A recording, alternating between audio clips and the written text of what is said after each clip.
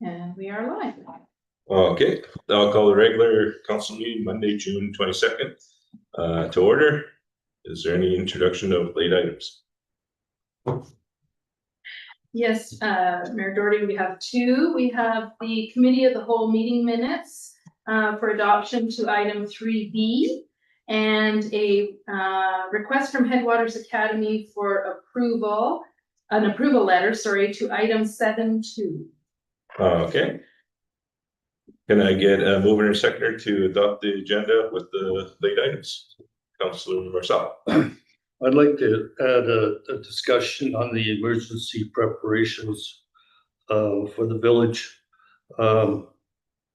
Just to comment on why I saw that the staff had a meeting and set up the procedures, which is fine.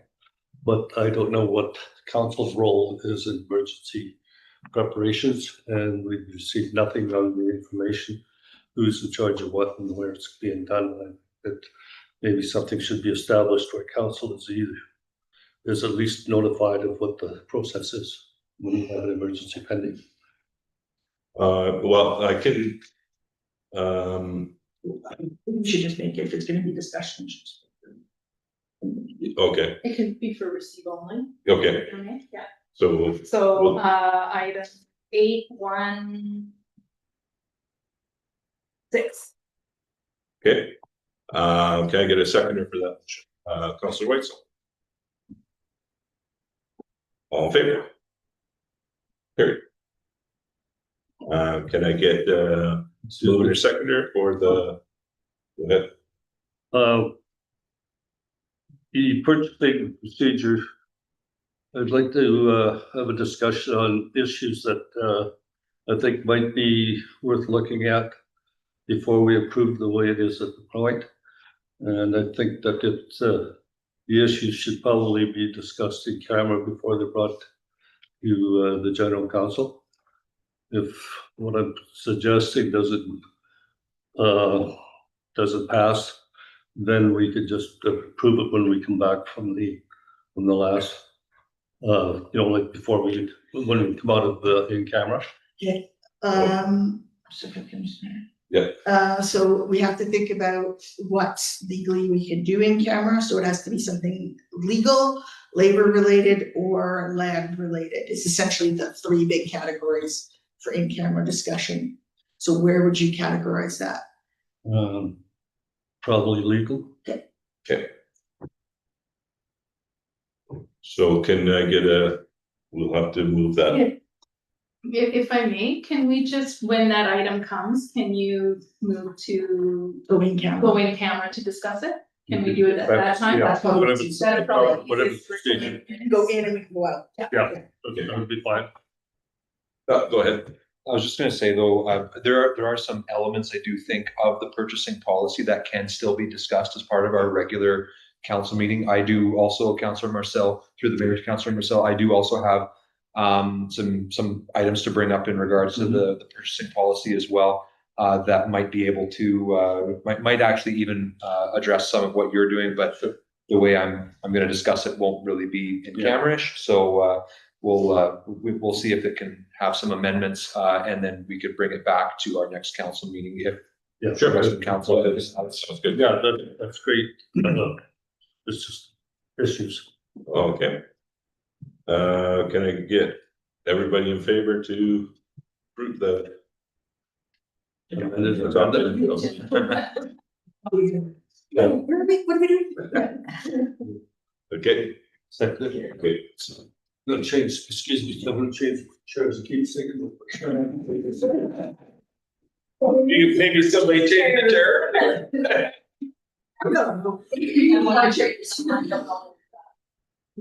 We did discuss chairs the other day for meetings, so I could put the wrong. It was that one in the corner that is There's no longer one there that's sick. Well, then my elbows were here. Thank you, excuse me. Okay. All right, so the adoption of minutes, so the first item, that the minutes from the regular council meeting held June 8th, 2026 be adopted. I get a mover and a seconder, Councilor Marcel and Councilor Reed. Any discussion? All in favor? Carried. Next set of minutes, the late item that the minutes from the committee of the whole meeting held June 8th, 2026 be adopted. Can I get a mover and a seconder, Councilor Whitesell and Councilor Reed. Any discussion? All in favor? Carried. The next late item is the request for approval letter from Headwaters Academy that council directs staff to prepare a letter of approval as requested by Ashley Nielsen, Director of Headwaters Academy, in support of an amendment to the current provincial childcare license from an out-of-school care program to a multi-age childcare program. Can I get a mover and a seconder? Councilor Reed, Councilor Whitesell. Any discussion? Yeah, go ahead. Just wondering what the ramifications of the change in use does for the daycare and why it needs to be requested. Okay, go ahead. So, we still hold a license, for this particular childcare facility, or not we hold this one, the old childcare facility Yeah. versus the new childcare facility, all of them being brand new. So they have to have our approval to change it, and it really just sounds like at this point it's a use level. They're not seeing the use that they thought they would. So being able to combine groups into a multi-age group allows them to not have to have the same level of staffing. So it's 10-to-1, I think, or 8-to-1 for staffing for these Depends on the age. age. Yeah, for these age groups, they have to be similar in staffing level. So it meets their staffing level without having as many vacancies in the program. So does the staffing level increase or decrease per child as a result of this change? I think it essentially is gonna end up staying the same, but if they were full in both those programs, so the 3 to 5-year-old preschool program and the after-school care program, then they would have to have 2 different staff to run those programs. So I think by combining them, they have fewer staff, 1 staff member managing both. And is the like the certifications required of those staff different between the two? Oddly enough, you have to have an early childhood education to do an after-school care program, just the same as you would for the preschool program. Yeah, go ahead. So there is a difference though for the after school. Sometimes it's just a responsible adult with a bit of, so they may be assisting. So I don't think there's gonna be any level of. So the staffing. levels of care is not going to decrease. Right, the staff Stay the is same staying or the above. same, it's just gonna be a restructure of the numbers. Yeah, in the- okay. in the classrooms. Anything further? Okay, all in favor? Any opposed? Carried. So the first item is a building permit report, that the building permit report for May 2026 be received for information. Can I get a mover and a seconder? Councilor Marcel and Councilor Reed. Any discussion? All in favor? Carried. The community enhancement report, that the community enhancement officer report for the month of May 2026 be received for information. Can I get a mover and a seconder? Councilor Reed, Councilor Whitesell. Any discussion? All in favor? Carried. The public works report, that council received the May 2026 public works report for information. Can I get a mover and a seconder? Councilor Reed, Councilor Whitesell. Any discussion? All in favor? Carried. The fire chief report, that the Canal Flats Fire Rescue Report for April and May 2026 prepared by Fire Chief Farrell be received for information. Can I get a mover and a seconder? Councilor Whitesell and Councilor Marcel. Any discussion? Councilor Marcel. We use an awful lot of acronyms in this report. EMCR. Emergency, EMC, emergency management and something readiness, Climate. climate readiness. oh, okay. Thanks. I Even don't know look. what's climate, but I was like, Climate readiness, okay. SPC, It's SPCB, I know the bottles. breathing apparatus. Finished purchasing SPU. The SCBA. No, SPU is the trailer. Yeah. And I don't know what SPU, Online, it says it's purchasing process. but- yeah, so we had the funding from the CBT grant to do the wildland fire trailer. So that's SPU. I'm not sure the SPU acronym, but it is ultimately the wildland. Because it's used again as moved equipment in the SPU trailers. Yeah, so they're just fitting up that trailer, which is what we use to potentially support wildland fire responses, urban interface, as well as it can be seconded by the province to go on to other sites as well, for which we cost recover. Okay. But this SPU, I can't think of. Yeah. Even Google is very big on it. EOC grant, RDK applied for a UBCM EOC grant. Emergency Operations Center. They become very clear sometimes. Anything further? No, that was it. Thank you. Okay. All in favor? Carried. The Parks and Arena report, the council received the Parks and Recreation report for information. Can I get a mover and a seconder? Councillor Whitesell and Councillor Marcel. Any discussion? I Oh, go ahead. I would like to just announce that David, one of our Arena Perks staff, just received his mark for the refrigeration operators course that they went on, and he has passed, is now a refrigeration operator, which means that he can be operating the plant independently. Previously, we had to have Matthew Yeah. available all the time. Now David and Olivia's doing his exam tomorrow, so hopefully we'll have 2 new operators. Awesome. Hopefully we can retain them till next. I think we've trained about half of them in this valley. And Mr. Mayor, I realize I did not provide a report this month, and I apologize. Okay. I did stuff. We know. So,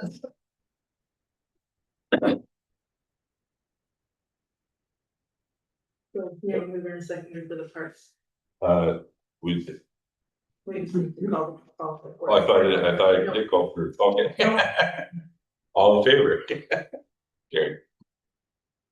Call for it in my head. Yeah. There you go.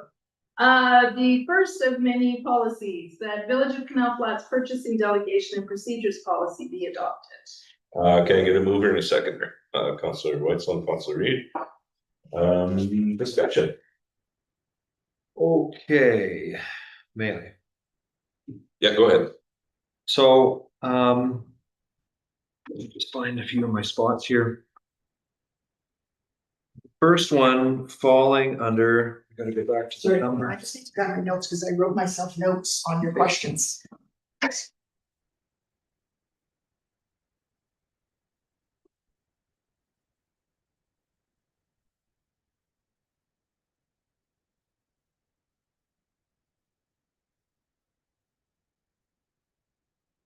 I'm sorry.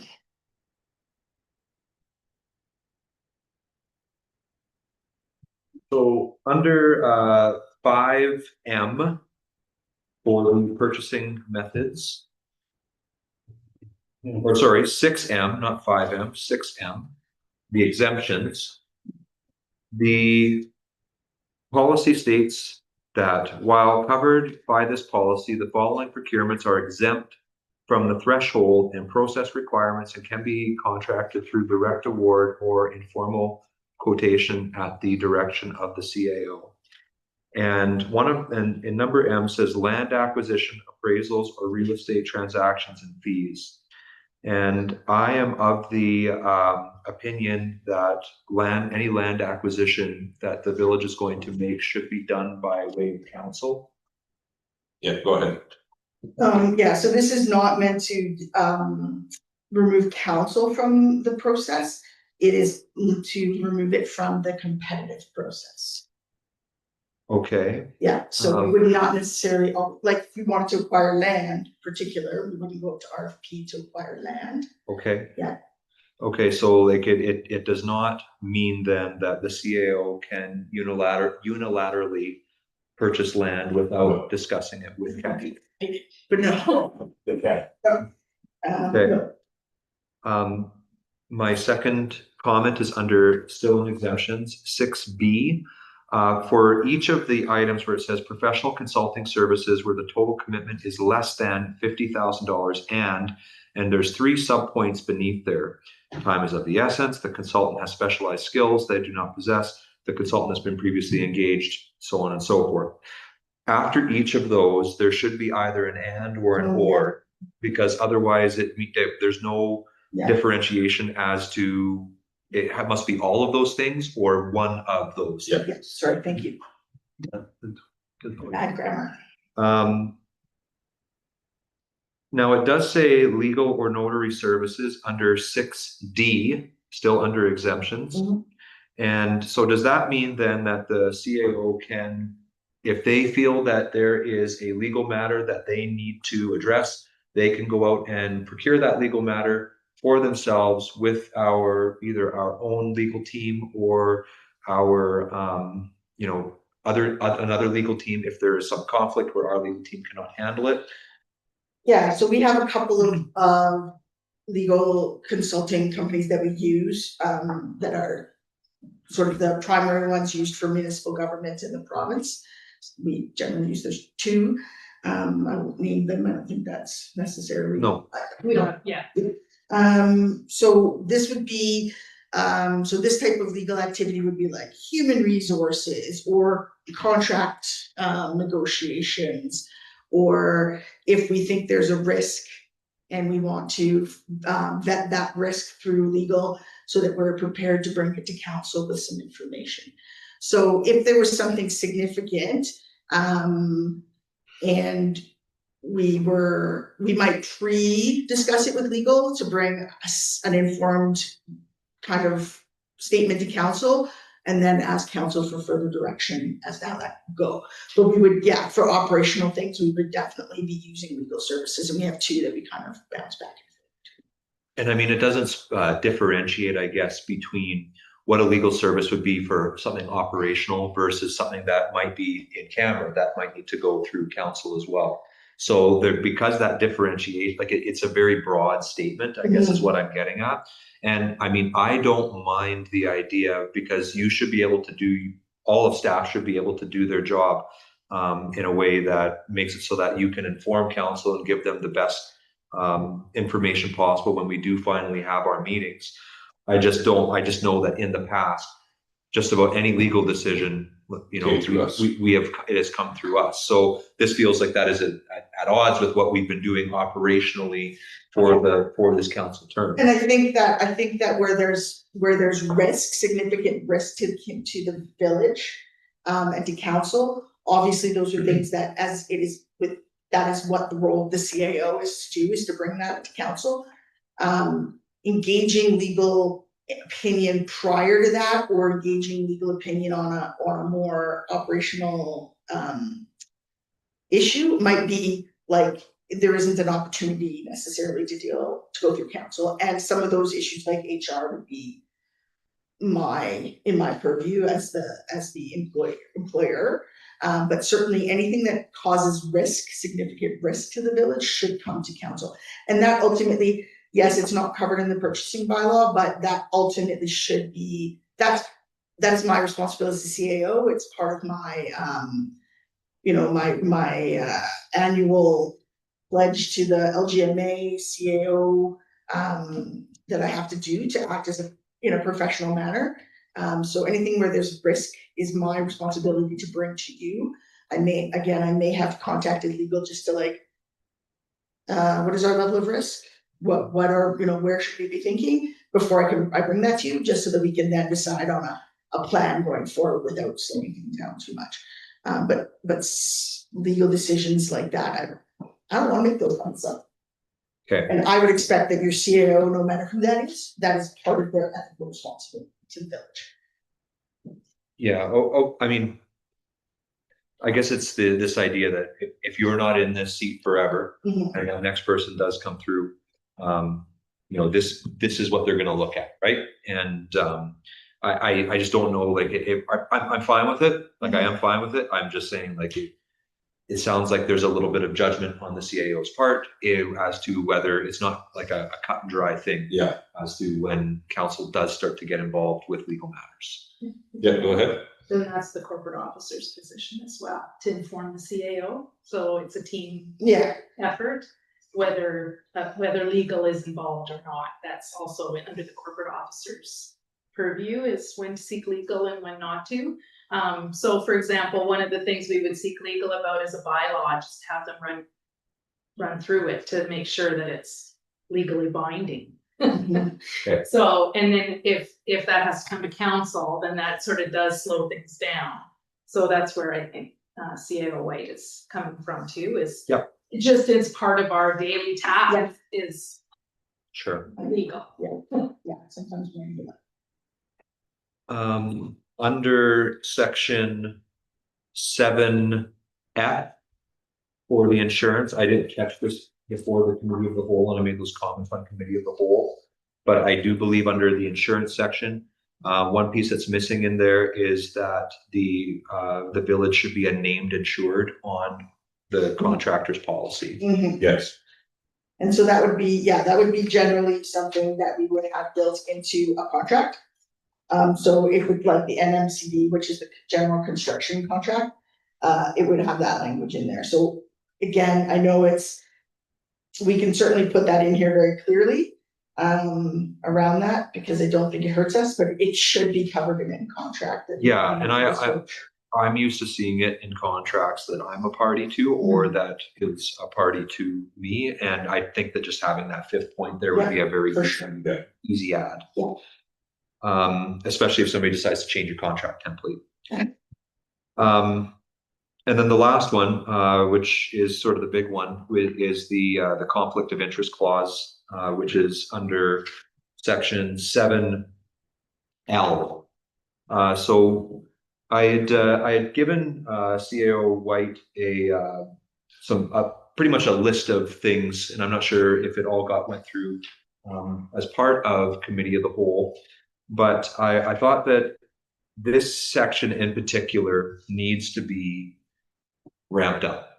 I don't think that this paragraph covers off enough of some of the things that have plagued the village as it relates to a conflict of interest.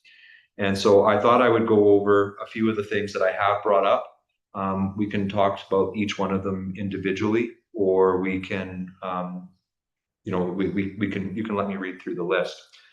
So it was my recommendation to CAO White that all related party contracts that exceed more than the direct award threshold, which is the $5,000 in a given calendar fiscal year, need to have full council approval by way of, now I had said email vote or by way of regular or in-camera meeting.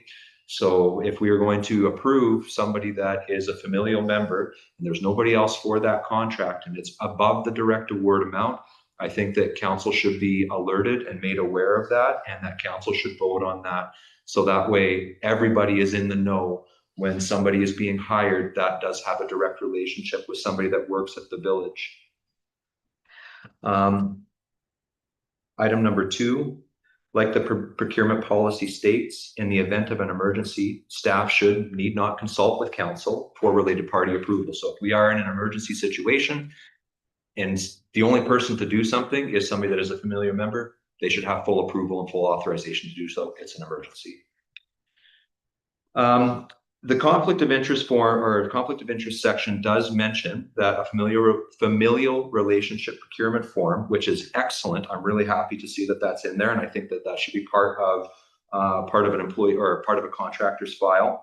But if we did fill out a form previously, and the contractor's invoices exceed the direct award amount, I think council needs to be notified. So there needs to be some kind of a trigger in place. So if like, let's say we hire a familiar person, it's less than that $5,000, but we keep hiring them again and again and again. And all of a sudden their invoices are exceeding $5,000 in the course of the fiscal year.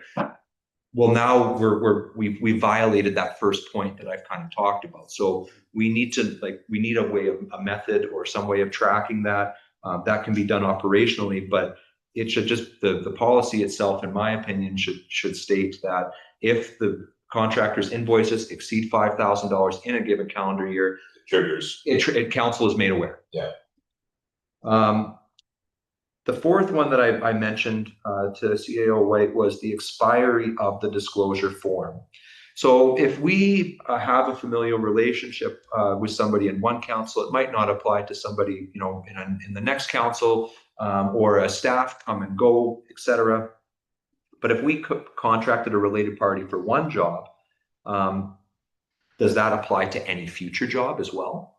Is it just, do they have that type of flexibility in there? So, I'm not going to go through the whole thing, but it's just basically saying, like, how often are we reviewing this? Once they become, they sign that form, and is there any expiry to that form? Does it ever get re-reviewed again? I don't know. That's more operational. I don't think it necessarily needs to be in the policy, but it's something that I think we need to be thinking about. The fifth point was what happens when a new council term begins. I think the council should also be made aware of related party contracts, and given that there is a new council, so basically when a new council comes in, they should be made aware of all related party contracts. So I think that should be somewhere in here as well, saying that a new council will be made aware of those familial relationships. And have we properly defined what a related party is? And I think that especially in this policy, needs to be in there. I had suggested that it should be somebody of a linear relationship. I think that's how it's usually done when the CRA is looking at related party transactions. So that would be a spouse, a grandparent, parent, brother, sister, child, or grandchild. Up and down your line, not spread out. Cousins, aunts, uncles, nobody cares about. But somebody up and down the line, I think we need to define what a related party is, either at the beginning of this in the glossary. So, the other big part that I mentioned to COA is I don't want this to be a burdensome thing for staff. I recognize there is a balance between, efficiency and managing what risk really is. So we need to find that balance, but I think there are some really simple things in here that we can incorporate as part of the conflict of interest section to help beef that piece up a little bit more than where it's at right now. Yeah, go ahead. Thanks, Mr. Mayor. Yes, thanks, Councilor White.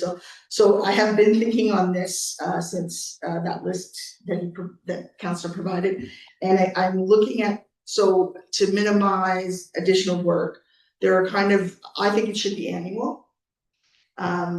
Review. An annual review, and it could happen at the same time. So it could happen the same time as business licenses, right? So if somebody's coming to get a business license and there's something typically used for certain types of procurement, whether it's buying salads or buying pipe, it shouldn't really matter. Or the other opportunity is we're going to be looking at standing offers. So having standing offers for trades in particular, and possibly something like engineering. And so as part of the application for standing offers, whether we do that annually or every 2 years, include that as a form that they have to fill out as part of the standing officer. So I think that gives us time on a fairly regular basis in one of those two processes to identify. So we just got to figure out which one we think is going to work best. It could be that we do it for every new business license for businesses that are located in town so that it's done. And then I think you're correct. We have to be very cautious that it's not like, we're going to give them 5,000 this month and then 5,000 next month and 5,000 the next month. If it's a project, they have, the rule is, and it's in the policy, is that you can't split invoices to get them below the purchasing thresholds. Yeah. And so that would be part of our oversight, mine and financial and corporate, because I would see those as well as our CFO, but all contracts also have to be signed by the corporate officer and the mayor. So I think it gives us lots of touch points to make sure people aren't splitting those invoices to make it easier for their familial relationships to get in there. And through the mayor to you, and on that note, like that, I think that you hit the nail on the head there, because if you end up creating a contract with a familial member, you can make that contract run 2 years, 3 years long, and you can make it for a very large amount of money. And as long as they stay within their commitment amount, they're still following what council originally approved as part of that first contract. So I think that's a way to mitigate that, especially with a family member, is you just run a contract with a higher commitment amount, $20,000, $30,000, whatever it might be, and then you can use them as a preferred contractor until they exceed that limit. We are talking about policy, and we're also kind of talking about procedure as well, and there is a difference between the two. So I just think that this section, we need to work on it a little bit more before it comes back to council and we approve it around this particular area. Yeah. So if, again, Mr. Mayor, if Sure. Councillor Whitesell, who has some experience with this kind of thing in his professional life, or anyone else has any other language they'd like to see here that's not procedure, but it is policy, that would be very welcome. I kind of just pulled this together out of my head, based on kind of that, the understanding that in a small town, it's gonna happen. We just have to be transparent about it.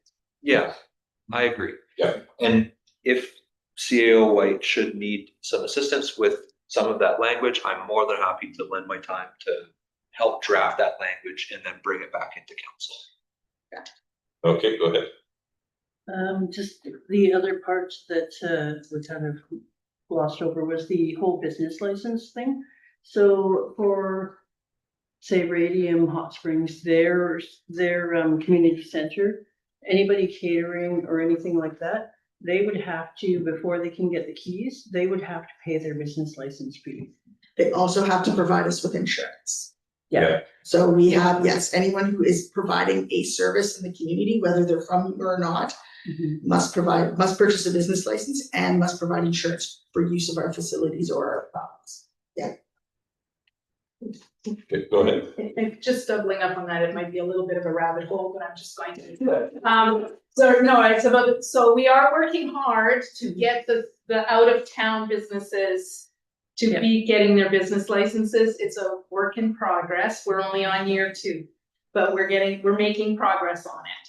So we've got the insurance people down. They all know that. Now we're working on business licenses. Okay. And any contractor that comes from out of the community to do work for the village has to purchase a business license, which is a bit silly because they charge us an amount and they purchase a business license. I'm gonna guess the cost of business license, all $60 or whatever, 75 is built into the cost that they're charging us. But anyways, it's important for them to have a business license. Okay, anything further?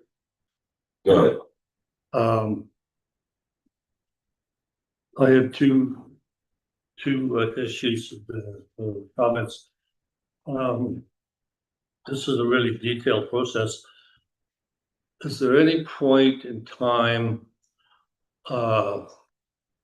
that the rules are audited, or the project is audited to see that all the statements are followed? Absolutely. So, Mr. Mayor, yes, so not officially audited, although we are coming up with some additional tracking for projects. So each project is now going to get its own budget line with a budget number, as well as it's going to match to a grant budget line if there's grants associated with it. So that will be a little bit better for us tracking invoices. And then any of those projects can be audited against our policy by the actual auditor. Okay. Yeah. Okay. So that procedure's in place. I had one other issue that I think should be discussed in camera. Okay. To the first stage anyway, and then brought back. Okay. So I'll need a motion to. I will give this young lady my office, a chair in my office for a moment. We just need to have a non-public discussion for private, and so I will sit you to one of these chairs. Do you need a chair with no wheels? Probably. And this is perfect. Okay, I'll grab one of these and bring it in with me. And then we'll bring you back out. We don't want you to just. All right, just in there, Yeah. just right in there. Okay. You'll have, Lucky. Yeah, have to, so Councilor Marcel, you know what section we are going under? Here's the list, So I guess we. and Oh, it's not gonna be to discuss an award for a citizen, okay, oh, that's. because that is a category. It can be just at the end, I think it's okay. Like, we can actually go into in camera, that's what we should be in camera. Yeah, that's probably good. Okay, let's go there. Yeah, Okay, I think that's probably what it is. okay.